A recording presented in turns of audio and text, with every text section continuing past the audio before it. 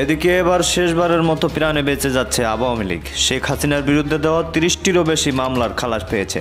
রাষ্ট্রপতির গোপন প্ল্যানে শেষ রক্ষা হলো শেখ হাসিনার। হঠাৎ একই বলল আসিফ নজরুল, সেনাপ্রধানের নিরাপত্তায় দেশে আসতে যাচ্ছে শেখ হাসিনা। শেখ হাসিনা এবং কামালকে নিরপরাধ দাবি করে মামলা থেকে অব্যাহতির আবেদন করেন রাষ্ট্রনিযুক্ত আইনজীবী। রাজনৈতিক পট পরিবর্তন এবং প্রতিহিংসা হিংসা তার প্রেক্ষাপটে এই ঘটনা। অতএব যেহেতু কোনো যুদ্ধ সংঘটিত হয় নাই, অতএব যুদ্ধাপরাধ থেকে উদ্ভূত যে সমস্ত অপরাধ মানবাধিকার সেটা এখানে সংঘটিত হয় নাই। বঙ্গভবন থেকে বের হওয়া আটকানো গেল না রাষ্ট্রপতি মোহাম্মদ শাহাবুদ্দিনের। 3 মাস 12 দিন মানে 103 দিন পর বঙ্গভবন থেকে বের হলেন তিনি। পিজিআর এর সদস্যদের সর্বদা নেতৃত্বের প্রতি অনুগত থেকে অর্পিত দায়িত্ব সুষ্ঠুভাবে পালনের জন্য নির্দেশ দিয়েছেন রাষ্ট্রপতি মোহাম্মদ শাহাবুদ্দিন।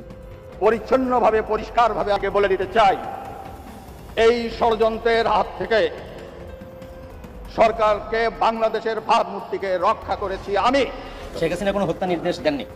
তার বিরুদ্ধে যে সমস্ত কথাবার্তা এসছে সেগুলো কল্পিত, উদ্দেশ্যপ্রণোদিত, রাজনৈতিক উদ্দেশ্যপ্রণোদিত এবং যেগুলো শেখ হাসিনার জন্য চরম সুখবর হতে চলেছে আজকের এই ভিডিওতে। সেই সাথে সাথে ডক্টর মোহাম্মদ ইউনূসের জন্য বিশাল দুঃখের খবর হতে চলেছে। প্রিয় দর্শক বন্ধুরা, আপনারা সকলেই অবগত রয়েছেন শেখ হাসিনার বিরুদ্ধে আন্তর্জাতিক পর্যায়ে মামলা করে দিয়েছিল ডক্টর মোহাম্মদ ইউনূস। সেখানটাই কিন্তু কাল হয়ে দাঁড়িয়েছে, এমনটা জানিয়েছে গণমাধ্যমে। জাতিসংঘ থেকে আন্তর্জাতিক পর্যায়ে যে পর্যবেক্ষণ চালিয়েছিল সেখানে কিন্তু ডক্টর মোহাম্মদ ইউনূসের বিরুদ্ধে সকল কিছু চলে গিয়েছিল। শেখ হাসিনা নির্দোষ এমনটা জানিয়েছে গণমাধ্যমে। তাহলে কি শেখ হাসিনা বাংলাদেশে আসবে? আপনাদের কি মনে হচ্ছে অবশ্যই কমেন্ট করে বলে যাবেন। সেই সাথে সাথে জাতিসংঘ থেকে বলে দিয়েছে সাফসাফ ভাবে শেখ হাসিনা যে কোনো সময় বাংলাদেশে ঢুকবে এবং শেখ হাসিনাই বাংলাদেশের প্রধানমন্ত্রী।